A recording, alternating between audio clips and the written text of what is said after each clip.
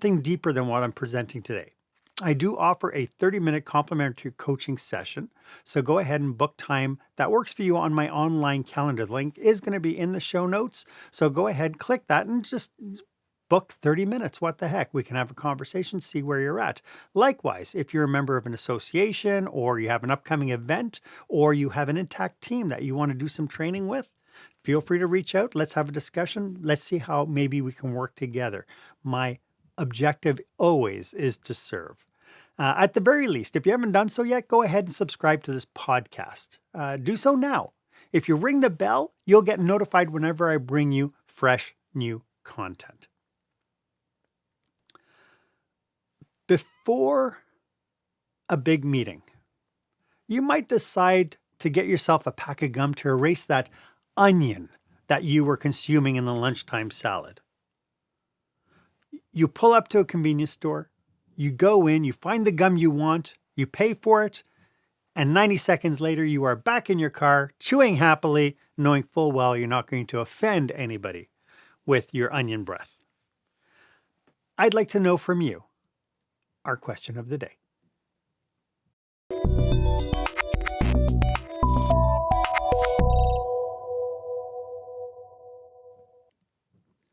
So what part of that story had to do with customer service?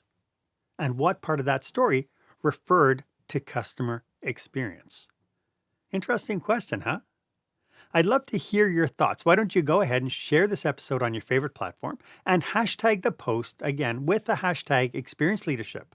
I'd love for you to be part of this conversation. I'm really looking for, what are your opinions about that little story about buying gum, about when it comes down to your perception of what customer service is versus customer experience?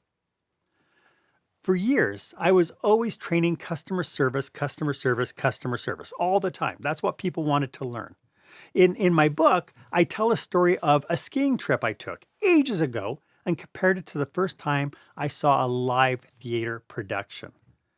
It was the first time I had ever really considered experience expectation within the context of both customer service and customer experience. It's a great comparison, and I hope you do pick up a copy of Lights, Camera, Action and take a look at those stories. Today, my hope is to provide some clarity between customer service and customer experience. Now, I know you're probably watching this thinking, but Mark, I just have to give the best service possible to give my customers or the guests the best experience. And I have to say, oh, really? Ages ago, I went into a Donair shop. What? I was craving a Donair. As I was driving, I saw this rather busy building with a sign that said, "The best Donair in Edmonton." What I meant by a busy building is that they had signs everywhere. The windows had the laminates on them with all the graphics. You know, they had different menu items posted on the side of the building, things that were on sale. Those laminates on the windows, you know, I understand them in principle, but man, do they make a building really busy. You know, those are the laminates that you can see. You can't see inside the store, but once you're inside, you can see out. Great kind of theory, but all too often it is just like putting up a bulletin board on the side of your building. It was the signage equivalent to a building having Tourette's. There were just so many things going on all at the same time, just yelling at you. And of course, it had the prerequisite flash and open sign on you the whole time. The sign is a constant. It's like really yelling at your customers. We're open, we're open, we're open, we're open. Anyway, I pulled up and I went inside. They had the bells on the door. You know that when you open the door, it startles you because it rings so loudly just above your head? Got in there and right away I took a look around. Have you ever been in a place and right away it just looks sketchy? That's how this felt. I walked in and it had, you know, tile floors, kind of the industrial tile floor, like laminate floors, right? And it had tables everywhere. It was set up like it would have been set up in a shopping mall. They had a food counter in front, and then in front of the food counter were all these tables scattered all over the place. As I walked into my right, there was a bunch of booths, and the booth at the far right of the room as I walked in was obviously the office. There was a calculator there were cigarettes there, paper strewn all over the place. Obviously, it's not a place for the customers. And the booth right next to that, towards the door, must have been the staff room, because there were sweaters there. There was a cell phone sitting on the table. There was, just drink cups with a dirty straw in it. It was just there. And then over to the side, before you had the counter in front of us. And just over to the side, there was this humming, constant humming. There was a Coke fridge stacked to the hilt with all sorts of canned drinks and plastic bottles and that sort of thing. And it was just humming along happily. And then right next to it was a whole stack of crates of different pop and that sort of thing that goes into the fridge. Some of it looked like, if you pulled onto it, it'd be like a game of Jenga. You just didn't know where it was going. As I looked at the counter, I'm looking around and I realized, and you're probably looking at me going, Mark, get away, run away. And I was tempted. I'm standing in the doorway, taking all this in, looking at the ceiling tiles that have watermarks on it, and the air conditioning duct that just had this whole big dust thing around it, and ultimately I should have just backed out and left, but I had a craving, and I thought, what the heck? I'm from Montreal, and Montreal, when you see these dive locations, sometimes they have really great food, but this one was a little different. This one was a little bit different. Along the counter, on the top right-hand side of the counter where you walked in, was a big sign that says, "Order here." So I walked up to the counter under the sign that said, "Order here." I grabbed a plastic tray and some plastic cutlery. Then a middle-aged lady came out and she greeted me and asked me what I wanted. So I'm looking at the menu board. I'm like, I will have a large Donair. You want cheese on that? No, thanks. You want fries? It comes with fries. Sure, okay, thanks. She processed my sale, then she went to work, and I took my tray and I watched her work as she took out this knife. The knife must have been, a good 2 feet long. It must have been anywhere between 18 and 24 inches. And she went to work on the meat spit. Now, if you've ever had Donair, the meat is put onto a large spit laterally, and she just took her little tray that catches the meat, and she just went to work on that meatloaf, essentially slicing it like so thin and with absolute surgical precision. She took the hot pita from the steamer, she placed the freshly cut meat into the pita, and then she signaled me as all the condiments that they had. I chose onions, tomatoes, lettuce, and of course tzatziki sauce. I'm not the one for the sweet Donair sauce. That's not me. The tzatziki sauce. And the way she just manipulated the whole sandwich, she just put the meat in, she folded it all so nicely, and it's got it's almost like it has wax paper, and then it's almost like an aluminum foil on the outside. And she wrapped this whole thing up so tightly, and she stuck it into a plastic bag that just was big enough to fit the Donair. And voila. And I thought to myself, how can she be so amazing at making my lunch, yet miss the essentials to making the store feel inviting to guests? I have to say, I sat down at the rickety tables, almost like the fast food tables with a chair. And I sat there watching what she was doing as she was working and opened up this Donair. I have to say, it was amazing. The Donair was so good. But even though the service I received was amazing, I have to say that overall, the experience was not. So I'd like to delve a little bit into the customer experience journey, and we'll do that right after this.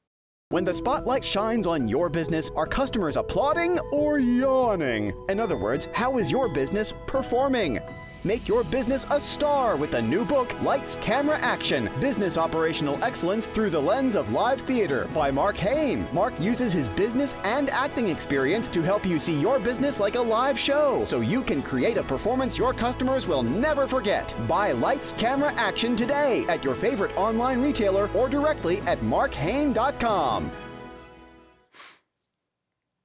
Welcome back. I believe that our customers, our clients, or our guests, whatever you like to call them, come on a journey with us. And on this journey, they hit several different milestones. How we serve them and meet their expectations along this journey, as they reach each of the milestones, will denote if they stay on the journey with us or they plunge into what I like to call the pool of the tainted. In a previous episode, I talked about the problem with prospects. That is the first point of contact. The prospects know about you before you even know they exist. If I hadn't been hungry and craving a Donair, I would never have. You know what? I probably would have driven right past that store, and I wouldn't have even given it a second thought.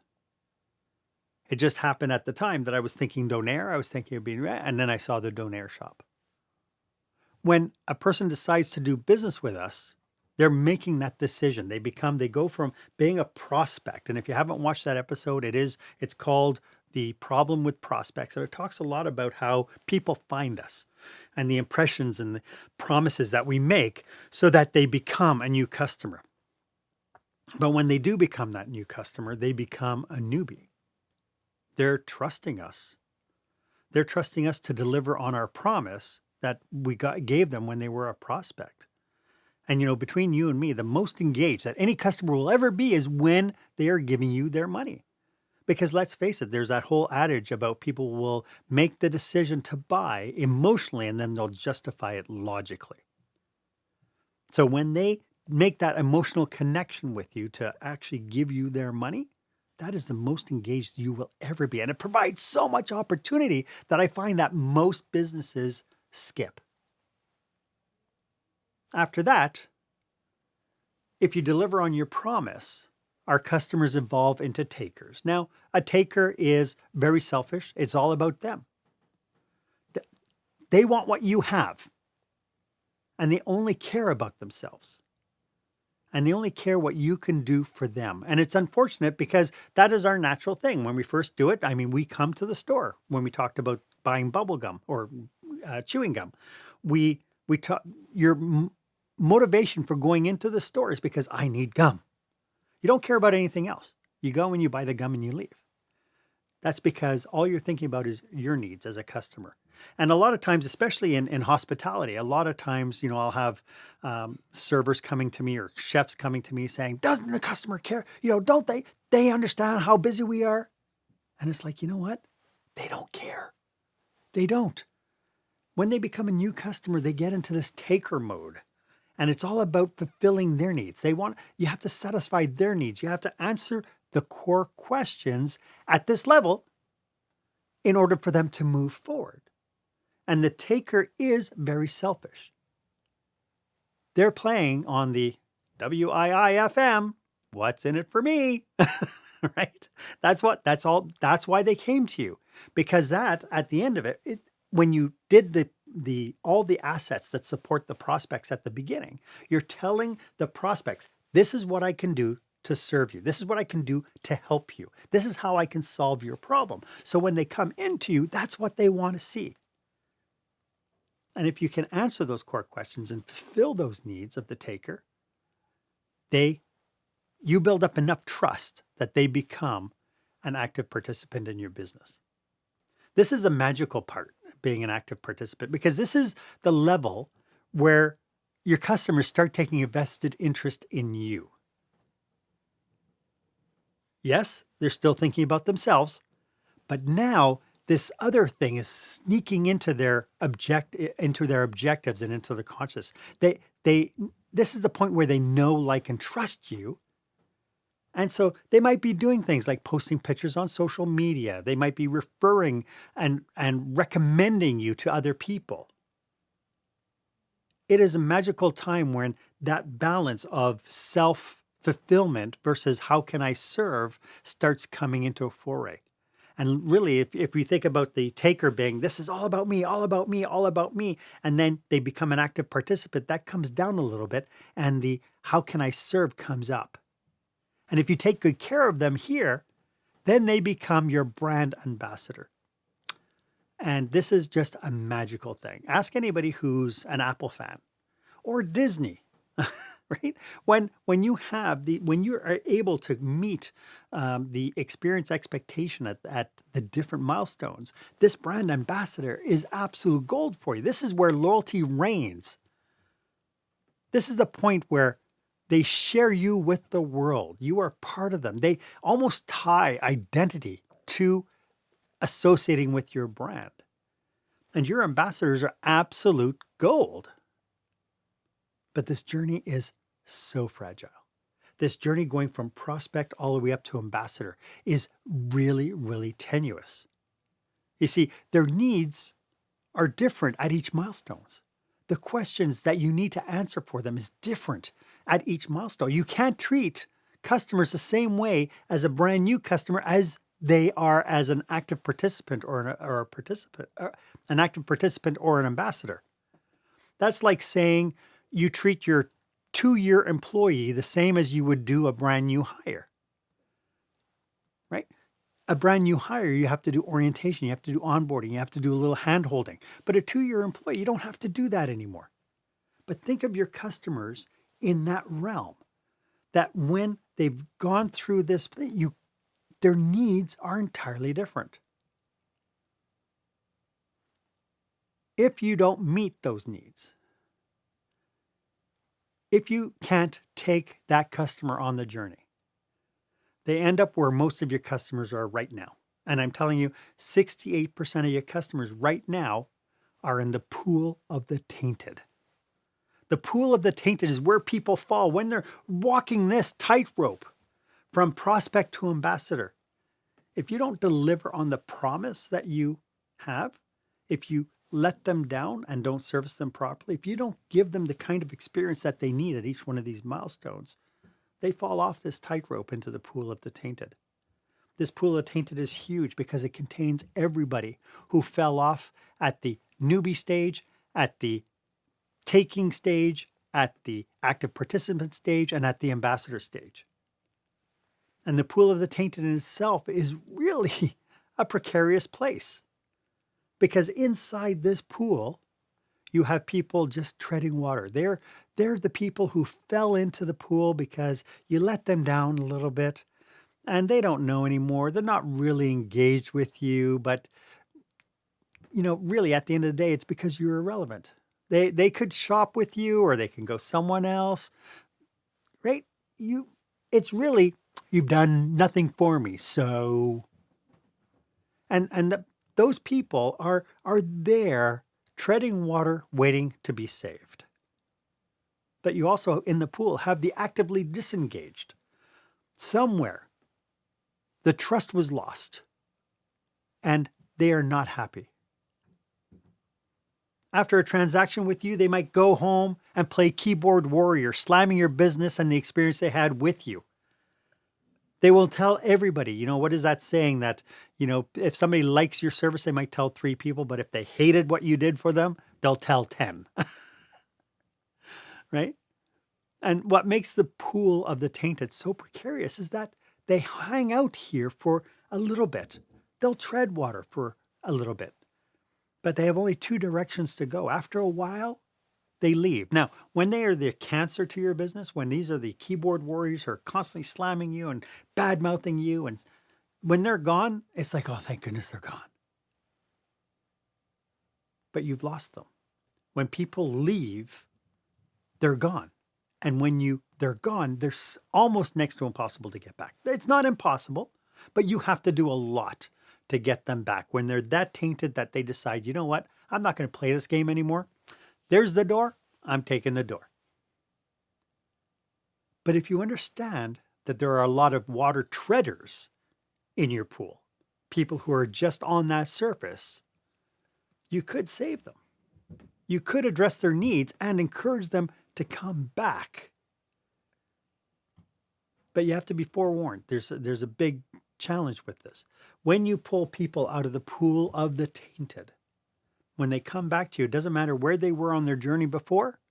When they come back, they're coming back as a taker. They're coming back because you've made a new promise or you've made a revised promise. And so they're coming back, but the onus is on you to build that trust. They're only coming back to the taker milestone. So you have to deliver in that taking milestones. You then, once you have them back into the taker milestone, you then have to build trust all over again. If you want them to evolve, keeping them in the taker phase is not going to keep them for long. They'll keep taking, but I think as human beings, we want to belong somewhere. We want to be able to be proud of our decisions. We want to be relevant to the world. And so you need to move people from this taker phase to this active participant phase. And of course, you need to invest in them if you want to evolve them into becoming your brand ambassador. So this is a lot to take in, isn't it? It's like, welcome to the customer experience soap opera. So how does this all come into play with our core question about customer experience versus customer service? That's what we're going to be talking about right after this. When you're delivering an important speech to a huge audience, it's easy to lose your place or go way over time. Give yourself an advantage with the Pro Speaker Presentation Speech Timer app. No more checking your watch or calling for time. The Pro Speaker Presentation Speech Timer app keeps you on track with easy-to-see timers, even changing color for visual prompts during your speech. And you can set audio cues to practice, or set it to vibrate so you don't even have to look. Be the pro you know you are. Download the app at speakerpresentationtimer.com. Welcome back. I hope you're finding value in today's episode. I do encourage you, if I lost you anywhere along the way, I encourage you to go back and review the recording as well. And again, if you want more clarification on this, please feel free to reach out. I'm more than happy to take 30 minutes with you. As you can probably tell, I'm super passionate about this topic. I'd just like to put it out there that if you belong to an association or a company, and that you feel that you can use this information, maybe you have a conference or a leadership retreat coming up and you'd like to delve into this concept a little bit deeper. We could workshop this. We could do this as a learning opportunity for your teams or for the association. Drop me a line and let's connect. I'd love to explore how I could work with you. So we are answering the question about the difference between customer service and customer experience. So we've gone through this idea of that people are on this track with us. At the core, at each of the experience journey milestones, we have a set of expectations. Those expectations include levels of service that we provide, our customer service. But what is really challenging, according to a recent survey, which, by the way, is only slightly different than when I did my research back in 2005, there's a report that says that 80% of companies claim they are offering outstanding customer service. But only 8% of the surveyed customers are actually satisfied. Doesn't that blow your mind? I mean, that's so scary. It means, as business operators, our actual measurement to how well we are doing is only measured by our intent to give great service. We have it on the wall as part of our mission statement. We train our staff to give the very best service. But that makes us delusional. I hate to say it. It really does. Because if it's not clear by now, customer service is a component of customer experience. Customer service is the act of fulfilling the needs and expectations of our customers through each of their experience journey milestones. That's what makes us delusional, because our service definition is that we treat every customer the same every time. To the customer, we seem to be like 10-second Tom in the movie 50 First Dates. This is where Tom greets everybody and he says, "Hi, I'm Tom. What's your name?" And no matter where the conversation goes, 10 seconds later, he says again, "Hi, I'm Tom. What's your name?" After a while, people stop replying to 10-second Tom because the conversation goes nowhere. And that's the same as your customers. I hope this makes sense. In essence, customer service is measured by how well we service the needs of our customers where they are in their journey. It is a big part of customer experience, but it's not customer experience. You see, when we go through like 10-second Tom, we're treating everybody the same no matter where they are on their journey, but you can't treat them the same. You can't treat a brand new customer the way you can, the way you deal with an active participant. Their needs are completely different. A new customer doesn't know you. They're testing the water. Their toe is in the water. They're trying to test to see, are you delivering on your promise? Whereas an active participant already trusts you. The thing is, if you don't deal with them like they're an active participant, they fall off. The definition of customer experience is far broader and takes the whole experience into account. It's the experiences that really, at the end of the day, meet, exceed, or quash expectations will define those will define the experiences. I started our session today talking about buying gum. In and out in 90 seconds. Pretty good, huh? A lot of businesses would say, "Hey, we're right on par. That's great. That's great service. We got people in, we got people out. Great." But the whole experience was absolutely forgettable. I can't even remember what store it was. They met my basic need. Find gum, buy gum, leave. That's it. As a new customer, aside from the find gum, buy gum, and leave, nothing about the relationship was about me, the newbie. So I didn't progress any further with them. Now, you might be looking at me and saying, "But Mark, our mission is to provide friendly, efficient service to all our customers." Which is fine. But it's making you unforgettable. I mean, I could say the same thing about Holiday Inn. Great properties, clean, efficient. They have a great check-ins, nice efficient check-ins process. They have nice sized room. The rooms are clean. They meet my basic expectation. But it's forgettable. Sorry, Holiday Inn. Contrast that with the Fairmont, Banff Springs. Pull up in my car. "Welcome, Mr. Haine. How are you doing today?" How did he know? Did he track my license plate? I don't understand how they knew as soon as I pulled up. Get out of the car and it's like, "If you'd leave everything here with us, I'll send it up to your room. Carl is waiting for you inside." Who the heck is Carl? I walk in. There's lineups all over the place. The porter or the concierge walks up and he says, "Oh, Carl is waiting for you just over there," pointing me to the front desk clerk. What? Turns out because I use the valet, I get to go in a different line. So what is the difference? The difference is that fast and efficient is transactional. The focus on personalization in the Fairmont example is relational. Did you get that? Transactional versus relational. That's the difference. It's the difference between, "Oh yeah, you can find what you're looking for in aisle 16. And, "Sure, I'll show you where it is. Come to me, it's in aisle 16, come with me." "So, what are you working on?"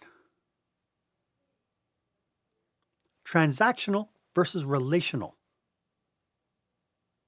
is the big difference. Being relational means you're creating a relationship with your clients.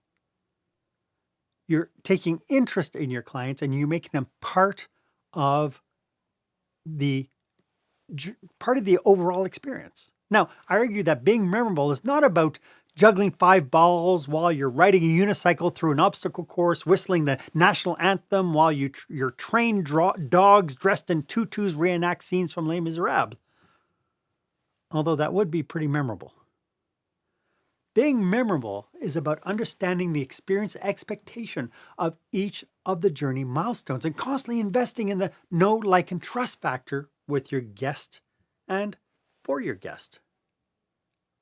I'd even argue that of the 3, trust is the biggie.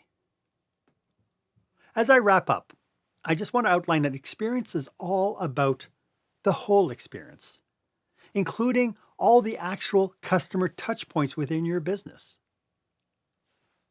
The touch point within your business is such an important way of being able to seed the feedback that people have researched about you, especially from the prospecting phase, what people see on your website, what they see in your parking lot, what they see in your signage, how they look at your business. This all forms an overall experience expectation of what people can expect from you. If you're interested, I have a free customer touchpoint assessment that you can download for free. It's basically a checklist that allows you to view your business through your customer's eyes. Then, armed with that information, you can start uncovering your customer's journey with you using the touchpoint assessment. You can start questioning each touchpoint and saying, how does a newbie look at this? How does an active participant? How does my ambassadors look at this? I hope that this has been helpful for you. If you have some questions about our topic today, or you'd like to brainstorm some aspect of your business, feel free to click the calendar link in the show notes for a complimentary 30-minute session with me. Ultimately, I live to serve. I'm one of those sad, sad souls that like to give to the people. If you enjoyed this episode, please feel free to subscribe to this podcast. And please share this episode with your network, with people you know who could use it. I know personally, I've gone into businesses where, boy, I wish they understood this. I really do. And so I'm sure that you have people in your life that could see value in this topic. The bottom line is, applying what we learned today will be the magic for your business. Even bigger, if you apply these concepts to all your stakeholders, because this whole thing with experience expectation and journey, the journey mapping aspect of it, the experience journey that people take with you is the same whether they're your employees, your suppliers, or anyone else you do business with in any kind of capacity. If you can fulfill those things with your suppliers, with your employees, with your customers, with your landlord, whoever it is that you do business with, you will rock your world with the most amazing loyal brand ambassadors. Thank you so much for joining me today. My name is Marc Haine. I hope you stay safe, stay healthy, and dare to be the exception.